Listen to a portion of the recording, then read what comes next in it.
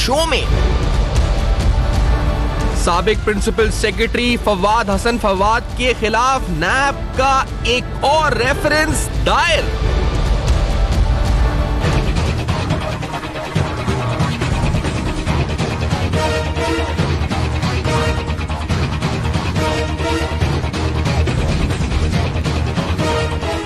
फवाद हसन फवाद पर 1 अरब 9 करोड़ मालियत के गैर कानूनी असासाजात बनाने का इल्जाम। अस्सलाम वालेकुम। पस पर्दा हकाइक सनसनीखेज इंकशाफात प्रोग्राम बेनकाब में हूं आपके साथ Saifan Khan. Fawad Hasan Fawad ex principal secretary prime minister Nawaz Sharif साहब के, एक्स प्राइम मिनिस्टर पाकिस्तान के, उनके खिलाफ एक रेफरेंस तो आशियाना इकबाल केस में दायर हो चुका है और दूसरा रेफरेंस जिसका तस्करा हमने पिछले प्रोग्राम में किया था कि वो 19 मार्च से कबल ही दायर कर दिया जाएगा। तो आपको एक प्रेस रिलीज नैब की दिखा देते हैं, जिस प्रेस रिलीज के अंदर पूरी फैक्चुअली हिस्ट्री हम इस प्रोग्राम में आपके सामने रिवील करते रहे। नैब की इन्वेस्टिगेशन रिपोर्ट्स, नैब की तहकीकाती रिपोर्ट्स, और उस के मुताबिक 5 जुलाई 2018 को फवाद हसन फवाद की गिरफ्तारी अमल में लाई गई और असासाजात के केस के अंदर स्पेसिफिकली 3 अगस्त 2018 को, यानी गिरफ्तारी के बाद, नैब ने इस मामले में फवाद हसन फवाद को गिरफ्तार किया और फिर यह मामला इंक्वायरी, और इंक्वायरी के बाद 12 अक्टूबर 2018 को इन्वेस्टिगेशन के स्टेज में दाखिल हुआ। अब एसेट बियॉन्ड मींस का मामला एक रेफरेंस की सूरत इख्तियार कर चुका है, जिस रेफरेंस के मुताबिक एक जो उसका प्लॉट, कमर्शियल प्लॉट शामिल है, जिसमें 5 कनाल रकबे के ऊपर 50 करोड़ मालियत बताई जाती है, जो प्रेस रिलीज में लिखा हुआ है, आपके सामने हम अर्ज कर रहे हैं। और इसी तरह से फवाद हसन फवाद का रावलपिंडी में जेर तामीर कमोबेश 3 अरब 85 करोड़ मालियत के 15 मंजिला कमर्शियल प्लाजा जो है उसमें उसके हिस्से पाए गए हैं, जो एक कंपनी है FYC, जिसके अंदर वो एक एज अ शेयर होल्डर जो है वो मौजूद है। और ये जो मुल्जिम के आमदन से जायद असासाजात के तौर पर साबित हो चुके हैं नैब की प्रेस रिलीज के मुताबिक। आपको हम दिखाते हैं वो रेफरेंस जो दायर हुआ है नैब की तरफ से, ताकि उन डिटेल्स में आपको ये बताएं कि आप उस रेफरेंस पे आएंगे तो एस्टोनिशिंगली आपको नजर आएगा कि आप किसी पब्लिक ऑफिस होल्डर का पहला नाम तो फवाद हसन फवाद का है, लेकिन उसके बाद जो 3 नाम हैं, उन 3 नामों में उनके अहले खाना मौजूद है जो कि कोई पब्लिक ऑफिस होल्ड नहीं करते। दूसरा नाम उनकी बीवी का है, रुबाब हसन, वाइफ ऑफ फवाद हसन फवाद। उसके बाद उनके भाई का नाम है वकार हसन, और उसके बाद उनकी भाभी का नाम है अंजुम हसन। और ये 3 नाम जिनके नाम पर बेनामीदार जायदादें, जिसका जिक्र प्रेस रिलीज में है जी कि उन्होंने बेनामी एसेट्स भी बनाए हैं, जिसके शवाहिद नैब ने हासिल किए हुए हैं।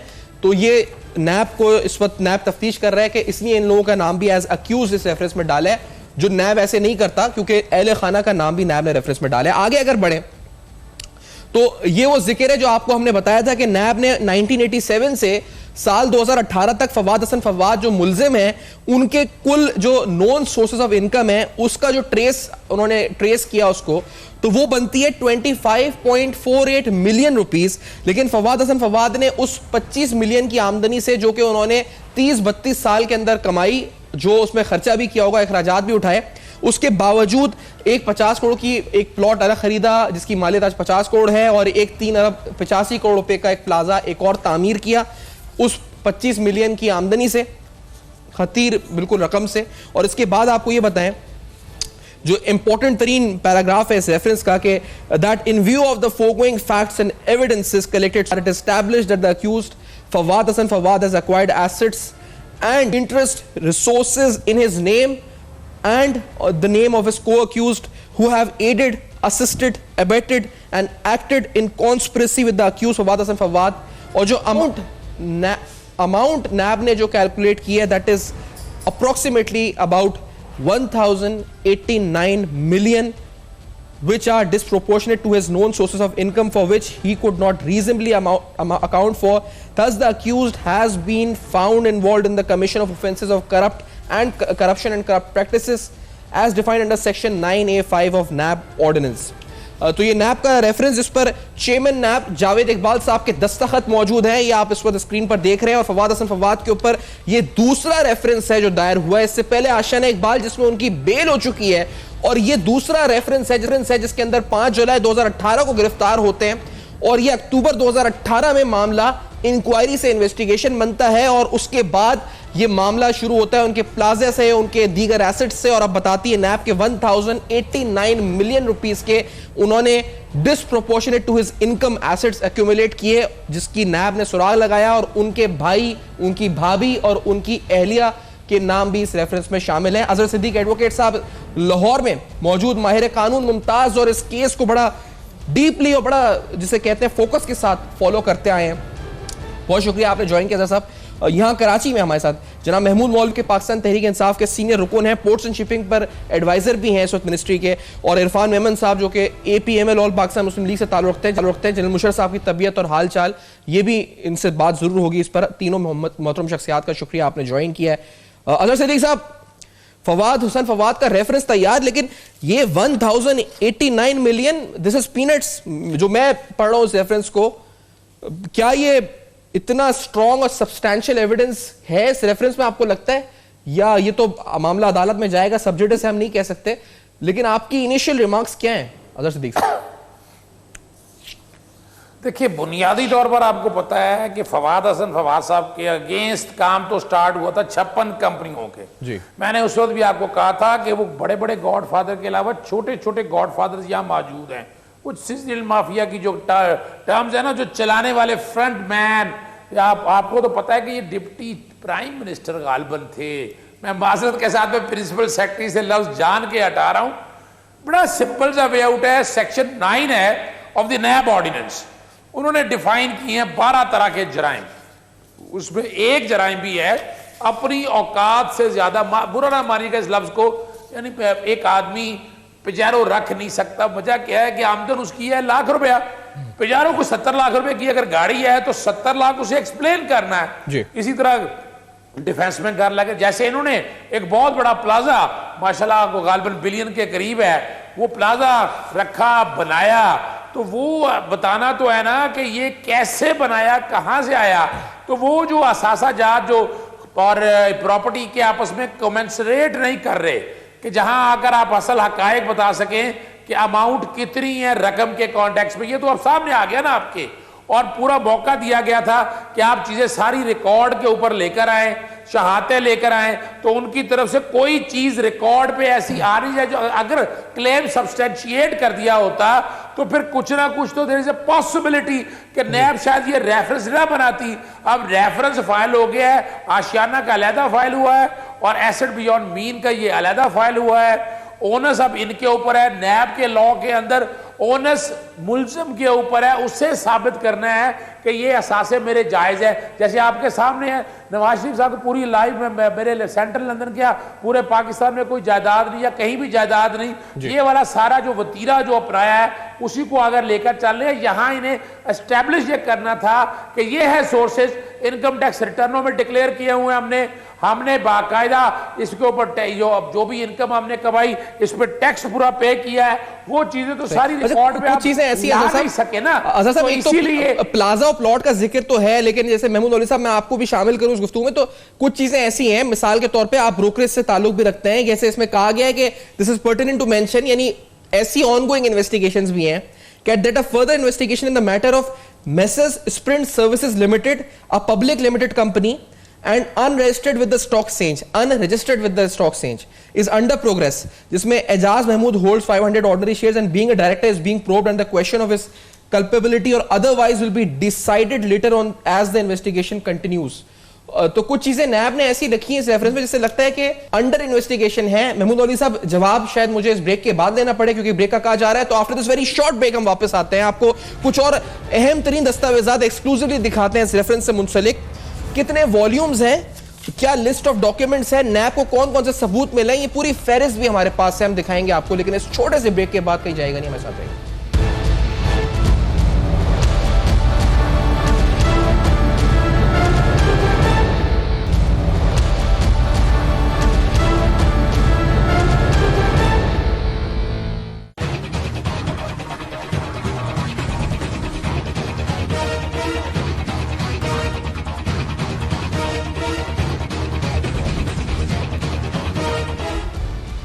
Welcome back. आप देख रहे हैं बेनकाब, और बेनकाब में आपके सामने फवाद हसन फवाद पर दायर होने वाला दूसरा रेफरेंस आज पेश कर रहे हैं, और इस रेफरेंस के तकरीबन 492 सफ़ात हैं और ये 490 से ज़्यादा सफ़ात जो हैं ये तकरीबन 13 वॉल्यूम्स हैं। ये आपको डिटेल में हम बताते हैं कि जो डॉक्यूमेंट्स नैप ने अटैच किए इसके साथ, इसमें मुख्तलिफ सीजन मेमोज हैं, जो जैसे मिसाल के तौर पे बैंक अल्फला में जॉब की है तो वहां का सीजन मेमो है। इसी तरह से स्प्रिंट सर्विसेज, इसका जिक्र अभी हमने किया था रेफरेंस में, वो उसके डॉक्यूमेंट्स नैब ने हासिल किए हैं जो सारे अटैच किए हैं। लगता यह है कि हजम केस का कम है, लेकिन नैब ने काम पूरा किया है ताकि कोर्ट और लीगल जो कोर्स ऑफ एक्शन है उसमें नैब के पास सब्सटैंशियल लीगल एविडेंस हो और कोई ऐसी चीज ना हो जो गलत साबित हो जाए बाद में और नैब को जो है सख्ती का सामना करना पड़े।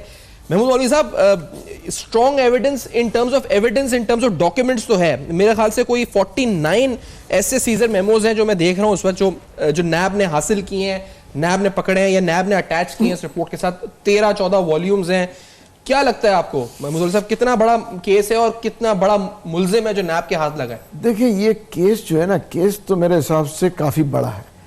और अगर इस वक्त ये कहे ना कि नैब ने ये निकाला है कि 1 अरब रुपए, देखा जाए तो देखिए ना, 1 अरब रुपए अभी क्या ये जो है ऑफिशियल वैल्यू है या मार्केट वैल्यू है प्रॉपर्टीज की? बुक वैल्यू है या बुक वैल्यू भी है। देखे ना, ये भी आप देख सकते हैं ना कि अगर जिसको बोले मार्केट वैल्यू उसके 5 अरब हो और बुक वैल्यू 1 अरब हो, ये भी देखना पड़ेगा। दूसरी चीज़ देखें ना, इसके हम गहराई में देखें कि हम एक फवाद हसन फवाद साहब जो है उनको मुलजिम को पकड़ा हुआ है, हम नए मुलजिम मेरे ख्याल से बनाने की तैयारियां, तो इसको तो रोकें कि नए मुलजिम ना बने। आप इसके ऊपर भी तो लोग इसके ऊपर भी देखें। मैं ये कहूँगा, देखिए हम क्या एक्सपेक्ट करते हैं, हमने हर चीज़ की वेजेस बढ़ा दी है, ठीक है ना। आप ये देखें ब्यूरोक्रेट में 21 ग्रेड या 20, 21 और 22 इनकी तनख्वाहें क्या है? 2,25,000। अभी आपने मुझे फिगर दिया मेरे ख्याल से 30 साल की जो तनख्वाह उनकी 25 मिलियन। 25 मिलियन। देखिए ना, हम क्या एक्सपेक्ट करते हैं कि एक आदमी उस तनख्वाह के अंदर अपना गुजारा कर सकता है? देखिए ना, हमने हर लोगों के तनख्वाहें बढ़ा दिए। हम ब्यूरोक्रेसी की तरफ क्यों नहीं देखते कि एक आदमी जिसको आपने इतने पावर्स दिए हुए, आप उसको 2 लाख और 2.25 लाख रुपए की तनख्वाह देंगे? सर, आप रिफॉर्म्स तो कर सकते हैं, आप हुकूमत में हैं तो अब आप बैठ के शिकायत करने के बजाय हुकूमत में आके तो आप रिफॉर्म्स करने चाहिए ना फिर आपको। नहीं, हम तो मेरे ख्याल से, मैं तो यही कह रहा हूं ना कि हम रिफॉर्म्स करेंगे। उसकी वजह ये रिफॉर्म्स तो करने चाहिए। अगर अभी तक तो कमेटी और टास्क फोर्स ही बने हुए हैं, रिफॉर्म्स हुए तो नहीं है कुछ, वो भी हम सुन रहे हैं, किताब लिख रहे हैं, पता नहीं क्या लिख रहे हैं। देखिए, किताब नहीं लिख रहे हैं, इसमें थोड़ा टाइम लग रहा है। गवर्निंग द अनगवर्नेबल तो बड़ी अच्छी खूबसूरत किताब उन्होंने लिखी थी, अब यहाँ से एक और किताब लिख रहे हैं आपकी गवर्नमेंट के ऊपर। नहीं, किताब लिखने से पहले देखिए रिफॉर्म्स लेके आएंगे। देखिए करप्शन, देखिए मैं ये नहीं कहूँगा कि मजबूरी है, ठीक है ना, बट मेरा कहना यह है कि हम लोगों को, मैं ये फिर कहूँगा कि ब्यूरोक्रेट्स को एक माकूल तनख्वाह दें, उसके बाद हम चीज़ों को टाइट, क्यों कि एक नहीं है, आपको ऐसे सैकड़ों लोग मिलेंगे। ऑब्वियसली जो आप कह रहे हैं बियॉन्ड मीन्स रहना, मैं उनको डिफेंड नहीं कर रहा हूं, मैं कह रहा हूं कि बेसिकली गलत है, सबको पता है, मगर मेरा कहना है कि हम चीज़ों के बुनियादों को सही करें। आपकी बात बजा, और मैं इसको इस रेफरेंस से भी इस तरह रिलेट कर सकता हूं कि जब ये तो खैर फवाद सफा तो एक्स्ट्रा ऑर्डिनरी केस है ना, not the acid beyond means और क्या क्या किया, क्योंकि जिक्र है कि the accused simultaneously worked as a range 9 officer as executive in charge infrastructure development division of Bank Alfala from August 2005 till November 2006 bank Alfalah में नौकरी करते थे, and as a senior group advisor Jahangir Siddiqui group यानी JS group from November 2006 till 30th November 2008। अब आगे लिखा है जी, despite the fact that his application for permission to work in this company in the private sector was turn down by the competent authority. तो ये reference में तस्करा है कि 2 नौकरियां जनाब करते थे, एक बैंक अल्फला में और एक जेएस ग्रुप में सीनियर एडवाइजर की, डिस्पाइट दैट कि उनको अलाउ नहीं था ये करने का सरकारी नौकरी के होते हुए। इरफान अहमद साहब, आपके नजदीक कितना बड़ा कैरेक्टर, आपके जहन में खाका क्या फवाद साहब का, पहले तो क्या आपको लगता है ये कितना बड़ी इस वक्त एक स्ट्रॉन्ग पर्सनालिटी नैब के हाथ आई है, और ये 1 बिलियन अभी हम जिक्र कर रहे थे, आपके नजदीक भी इट्स नॉट सब्सटैंशियल अमाउंट? बिस्मिल्लाहिर्रहमानिर्रहीम। सुफियान, बात यह है कि सबसे पहले तो हमें ये सोचना है कि मुल्क के इदारे, नैब एक मुल्क का एक अहम इदारा है, और हमें डेफिनेटली इस वक्त ये देखना है कि नैब काम क्या कर रहा है। नैब एहतसाब के अमल से इस वक्त पाकिस्तान की तमाम इकाइयाँ जो हैं वो एहतसाब के अमल से गुजर रही हैं, जो ये सोच नहीं सकती थी कि कभी उनको एहतसाब के अमल से गुजरना पड़ेगा। देखिए, नैब बनाने वाले जनरल परवेज़ मुशर्रफ ने नैब बनाया, पाकिस्तान को जाने से पहले loan free financially stable Pakistan दिया। जब आपकी ऊपर हुकूमत के मामलात बेहतर होंगे तो डेफिनेटली आपके इदारे मजबूत चलेंगे। तबीयत मुशर्रफ साहब की आप बता दें असल, क्योंकि बड़ा ज़रूरी है कि उनके बारे में हमने सुना कि उन्हें इमरजेंसी में एडमिट किया गया। अल्हम्दुलिल्लाह उनकी तबीयत बेहतर हो रही है और अल्हम्दुलिल्लाह जो है वो एक बहुत ही बहादुर इंसान है और उनकी बीमारी से भी वो लड़ रहे हैं और अल्हम्दुलिल्लाह वो काफ़ी जल्द रिकवर हो जाएंगे इंशाल्लाह और बहुत जल्द पाकिस्तान आएंगे और बहुत जल्द पाकिस्तानियों के साथ मिलके इंशाल्लाह तमाम अपने केसेस को फेस करेंगे।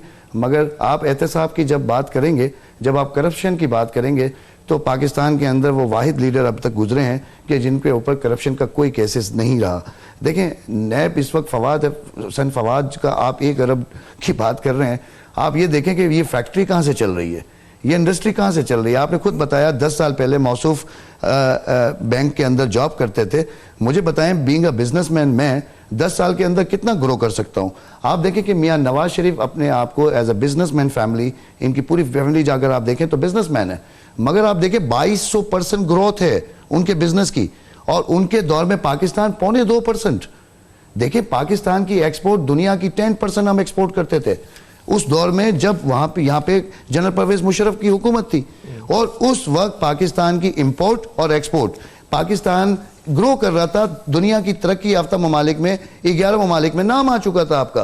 तो जब आपकी करप्शन ऊपर से खत्म होगी, जब ऊपर से क़यादत मजबूत होगी, तो नीचे आपके 100% वो लोग जो आपके साथ काम करने वाले हैं वो इस बात को जरूर सोचेंगे कि हमें एहतसाब के अमल से गुजरना होगा।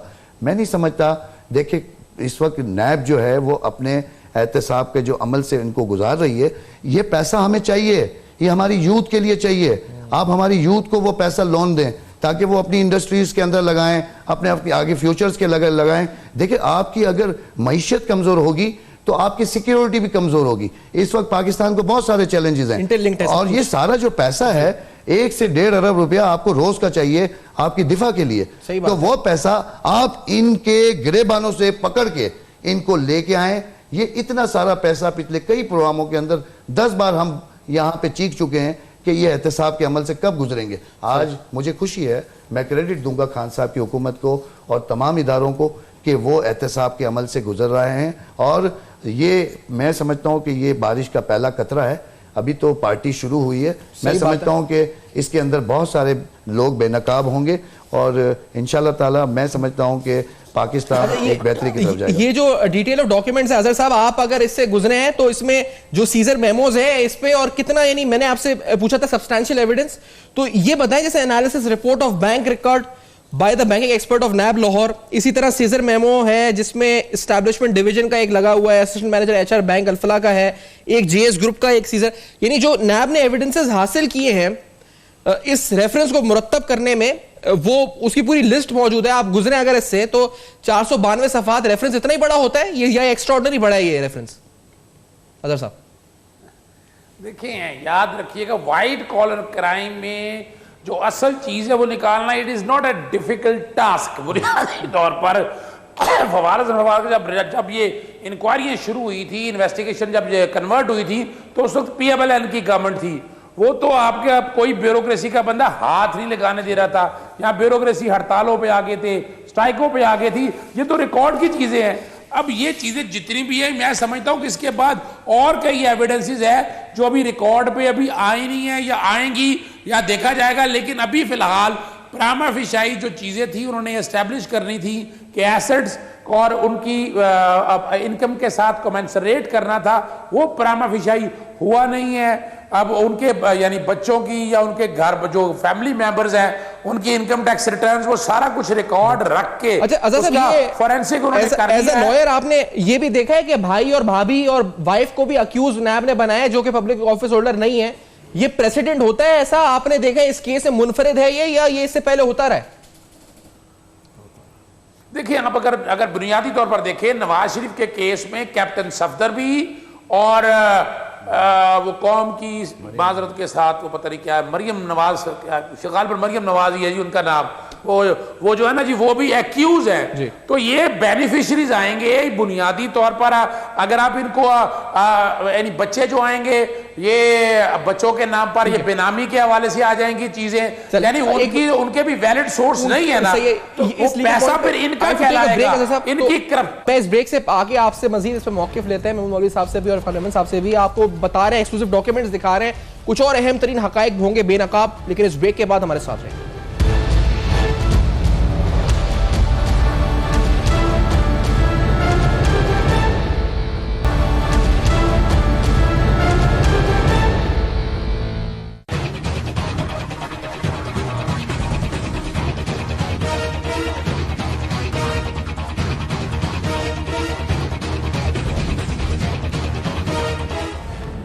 Welcome back. आप देख रहे हैं बेनकाब, और बेनकाब में आपके सामने फवाद हसन फवाद के खिलाफ दायर होने वाला ताजा एक और नैब रेफरेंस, उसकी डिटेल सामने रख रहे हैं। एक जो टोटल फिगर है वो 1 अरब 9 करोड़ रुपए की है, और लोग ये पूछ रहे हैं जी कि 1 अरब की फिगर कैसे आई या किस तरह से बनी, इसका भी अगर आपको ब्रेकअप बताएं ये किस तरह से आया सामने ये नंबर, तो उसकी डिटेल इस रेफरेंस के अंदर FYC लिमिटेड जो कि कहा जाता है मुल्जिम और मुल्जिम के अहले खाना की कंपनी है, जिसने एक प्लॉट खरीदा। ये प्लॉट जो survey number 183 Kashmir road plot number 29 पर था, 8 कनाल इसका रकबा था। इसकी कॉस्ट ऑफ एक्विजिशन जो मुल्जिम ने बताई वो 680 मिलियन यानी 68 करोड़ रुपए थी, और ओवरऑल इसकी जो एक्चुअल कॉस्ट थी जब जिसको अक्वायर किया गया था उस वक्त वो थी 1175 मिलियन यानी 1 अरब रुपए से ज्यादा की थी। The evidence collected during investigation revealed कि जो प्लाजा जो था उसको कंस्ट्रक्ट करने और उसको जमीन खरीदने पे जो टोटल खर्चा था वो 3849 मिलियन यानी आप समझ रहे हैं तो तकरीबन 3.9 अरब रुपए था, जिसमें से जो फवाद हसन फवाद हैं वो 1090 मिलियन यानी 1 अरब रुपए से ज्यादा की अमाउंट उन्होंने कहां से दी इस कंस्ट्रक्शन में, इस मॉल के प्लाजा की तामीर के लिए, वो जस्टिफाई नहीं कर सके।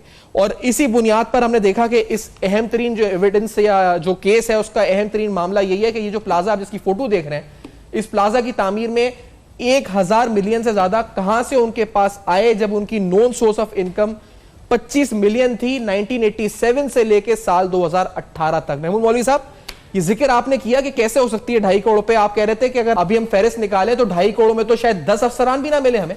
हम ब्रेक में बात हो रही थी महमूद साहब आपसे। बिल्कुल, देखे ना, आप खुद देखे ना, अगर इतने सालों की तनख्वाह 2.5 करोड़ रुपए तो बेचारा एक आदमी गाड़ी नहीं खरीद सकेगा। आप जो मैं अभी बात कर रहे थे हम ब्रेक में, आप खुद अंदाजा करें ना कि इतनी साल की सर्विस टोटल उसने 2.5 करोड़ रुपए ले, तो उसमें उसके पास होगा क्या। तो मेरा कहना, जो हम बात कर रहे थे कि भाई इसको चेंज लेके आना, मैं कहीं से भी इनको डिपेंड नहीं कर रहा हूं। देखिए, करप्ट लोगों को तो मेरे ख्याल से टारगेट और बनाना चाहिए ताकि दूसरे लोग जो है इससे सबक लें। मगर मेरा फिर मैं कहूँगा, सबक लेने से पहले देखिए ना, हम लोगों को दीवार पे ना ले जाए, इतनी कम तनख्वाहों में मजबूर ना करें कि वो गुजारा ना कर सके। इसलिए मैं घड़ी घड़ी कह रहा हूँ कि देखें, टारगेट करें, बिल्कुल करप्ट लोगों को, एलिमेंट्स को हटाएं, करप्ट को आप एग्जाम्पल बनाए लोगों के लिए कि देखें जी ये करप्शन किया, पकड़ा गया। तो ये चीज़ें हमको करनी पड़ेगी। देखें ना, फवाद हसन फवाद जैसे ऐसे आपको बहुत और भी मिलेंगे। ये नहीं है कि खाली हम एक आदमी की बात कर रहे हैं, ऐसे बहुत और लोग मिलेंगे। तो उस चीज़ को मद्देनजर रखते हुए हमको पूरा सिस्टम को चेंज करना पड़ेगा। और देखें ना, वही जो हम कह रहे हैं ना कि हमें भी, जैसे हम कह रहे हैं, तब्दीली लाने के लिए हम चीज़ों को नुमाया कर रहे हैं कि देखें, लोगों को बता रहे हैं कि देखें ये जो हमने कहा था हमने वो करके दिखाया। तो हम ऐसे बहुत से केसेस देखिए और आएंगे। हालांकि ये केस मैं फिर कहूँगा कि ये नैब का सिलसिला इनकी अपनी हुकूमत में शुरू हो गया था। ये फिर मैं कहूँगा ताकि वही ना कहें कि भाई विक्टिमाइजेशन देखेंगे ना, वरना आम हालत में ये क्या कहते हैं कि जी विक्टिमाइजेशन हो रहा है, पॉलिटिकल विच हंटिंग, विक्टिमाइजेशन। तो ये उनके दौर में शुरू हुआ। अगर आप जितने अभी इस वक्त आप देख रहे हैं, ये उन्हीं लोगों के दौर में शुरू हुआ। अच्छा, एक बड़ा जरूरी और बड़ा इंपॉर्टेंट सवाल है अजहर साहब, अगर आपसे ये पूछ लूं कानूनी तौर पर, ये जो प्ली बार्गेन का लफ्ज है वो तो कानून में है, आईनी शक्ल। अब ये 1 अरब की तो अमाउंट है, फवाद हसन फवाद अगर प्ली बार्गेन करते हैं, लेट से हम आगे प्रिडिक्शन नहीं करते कोर्ट ऑफ लॉ और आगे स्पेकुलेशंस भी नहीं करते, it's a subject is better, लेकिन कानूनी लॉ से समझते हुए आपसे ये 1.09 मिलियन या जो भी अमाउंट है, प्ली बार्गेन क्या ये इसी पे बनेगा 1 अरब रुपए पे? और अगर 1 अरब पे बनेगा तो फवाद हसन फवाद के लिए 1 अरब रुपए देना कितना मुश्किल या कितना आसान है? ये तो 1 अरब रुपए तो शायद एक प्लॉट बेच दें इधर उधर से कोई निकाल के, बड़ा आसान नहीं है अजहर साहब ये? अच्छा ये तो शायद आपके सामने चंद चीजें आई हैं। नैब हैज बैडली फेल्ड टू, इनकी ऑफशोर कंपनियां बाहर कहां कहां पैसे हैं, किन किन बड़े बिजनेस टाइकून्स के साथ, और एक क्रेडिट जाता है कि इस वक्त जो वो बिजनेस टाइकून या बड़े बड़े कारोबारी जो इनटेक जाती थी ना सियासतदानों को, वो बंद हो चुकी है। तो वो जो असल रकम है ना, यहाँ इनके लिए कोई मुश्किल नहीं है इतने पैसे देना, इकट्ठे करना, चूंकि इनके चाहने वाले बड़े हैं ना ऐसे मौजूद, जिनको उन्होंने नवाजा बहुत ज्यादा हुआ है। जब प्ली बार्गेन करना है सेक्शन 25A के तहत आपने आना है, और उसमें जो रकम आपके जिम्मे लायबिलिटी निकाली हुई है, इसके अंदर अगर तो इकट्ठी लायबिलिटी निकाली है, फर्ज करें कि इकट्ठी सब लोगों की है, तो उसमें से डिटरमिन करना जरा मुश्किल हो जाएगा। अगर इनकी अपनी लायबिलिटी, जो कि मैंने अभी रेफरेंस देखा नहीं है, अगर उनकी अपनी लायबिलिटी है तो वो लायबिलिटी की रकम के हवाले से वो बाकायदा चेयरमैन नैब को दरखास्त देंगे, फिर वो कोर्ट उसको अप्रूव करेगी, 3 किस्तों में वो पैसे देने होंगे। सवाल ये है ना कि यहाँ वो फिर जब वो प्ली बार्गेन करेंगे, गिल्ट तो साबित हो गया ना, अपने आप को मुजरिम मान लिया आपने, आप मुलाजमत से हाथ धोएंगे, आप आने वाले 10 साल के लिए किसी सरकारी ओहदे पे नहीं आ सकेंगे। तो ये कहीं ना कहीं चालाकी जरूर है इनकी कि असल जो चीजें हैं रख के, यानी बड़ा बड़ा जो गॉडफादर सिनेमा माफी असल रकम कमाई होगी 10 अरब रुपया, वो ये शो कर दिया 1 अरब रुपया, 1 अरब दे के जान छुड़ा के 9 अरब लेके आराम से क्लीन चिट मिल गई, और आप बैठ के, ये वो काम है जो बारीकी से हमारी वजह है। इमरान खान साहब भी अभी हमारे नैब को उस तरह ताकतवर नहीं बना सके, फोरेंसिक के हवाले से उनको एक्सपर्टी नहीं दे सके, उन्हें फंड नहीं दे सके। उनके लिए देखिए इंफ्रास्ट्रक्चर देना बहुत जरूरी है, उन्हें आसानी देना जरूरी है। आज नैब लाहौर में मेरा जाना हुआ, मुझे बड़ा दुख हुआ, यानी मैंने देखिए कमरे शमरे ठीक हैं, लेकिन असल में उनके लिए गाड़ियां, फोरेंसिक, एक्सपर्टी, ड्राइवर, अब स्टेनोज, यानी ये सारा स्टाफ मौजूद है, लेकिन हम इंडिपेंडेंस नहीं दे सके उसको जिस तरह हमें देनी चाहिए। इनके पैसों के लिए फिर गवर्नमेंट को देखना पड़ता है, वन वे और दी अदर। हमें नैब को एक खुद मुख्तार इदारा बनाना है। बातें बड़ी हैं कि नैब ने ये कर दिया, वो कर दिया, ओ भाई नैब की खुद मुख्तारी उस हद तक तो लेके आओ। पहले बैठ के इल्जाम लग गया, असद मुनीर को इल्जाम लग गया जी, वो प्रोफेसर को, वो भाई कुछ नहीं किया नैब ने, नैब को क्या जाती गिरानी लगा हुआ है। यहाँ ये नहीं है कि साहिवाल की तर्ज के ऊपर अपने तौर पर या मॉडल टाउन में सियासी लोग मार दें। नैब का ये काम नहीं है। नैब का काम है आपके मुल्क की खिदमत, और इसके लिए जिस तंगदई से काम कर रही है हमें उसे सपोर्ट करना है। लेकिन मैं माजरत के साथ मैं इमरान खान साहब की गवर्नमेंट या पीटीआई गवर्नमेंट से इस हवाले से मुतमईन नहीं हूं कि उन्होंने नैब को मजीद मजबूत करने के हवाले से कोई इकदाम किए। कल डर होगा कि कोई इनके केसेस ना आ जाए, कोई इनके रेफरेंसेस ना बन जाए। ये अब बोर्ड होकर सोचें। इरफान साहब, आप के comments, do you agree with this कि नैब को जिस तरह एम्पावर करना चाहिए था नहीं किया गया? देखिए बात यह है कि देखें नैब एक इदारा है। मैंने पहले अपने शुरू में ये कहा था कि हमें हमेशा नैब को सपोर्ट करनी है, क्योंकि एहतसाब के अमल से सबको गुजरना है।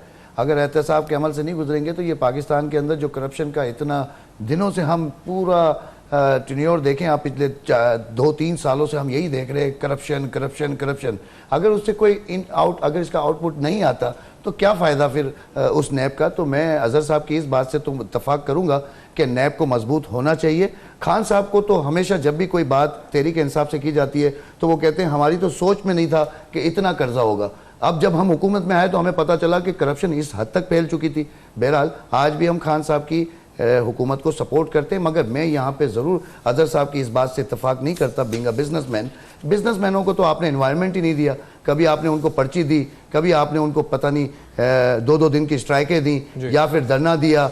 जब बिजनेस कम्युनिटी आपकी जब तक उनको आप मजबूत नहीं करेंगे, आपकी मईशत कैसे मजबूत होगी? आपकी मईशत को मजबूत करने के लिए आपको नैब को या FBR को, दोनों को, जनाब वकील करीम डैडी साहब ने भी पिछले दिनों यही बात की कि आप बिजनेस कम्युनिटी को कम से कम आप अगर टैक्स के दायरे में लेके आना चाहते हैं, उनको इन चीजों से बचाना चाहते हैं, तो वही इदारे हैं जो इनको पहले मजबूत करते हैं। अच्छा, अगर इस बात का महमूद साहब आप कुछ लास्टी जवाब देना चाह रहे हैं, शायद जो अजहर साहब ने फंड्स के हवाले से किया, आपकी अगर इत्तला में है, क्योंकि हमने सुना है कि नैब के फंड उन्होंने रिलीज नहीं किया खान साहब ने जो करने थे। नहीं देखिए, एक तो नैब के फंड्स रिलीज हो रहे हैं, लेकिन ये कॉन्सेप्ट गलत है। दूसरा मैं कहूँगा कि देखें हम जो अभी बात कर रहे थे ना कि जैसे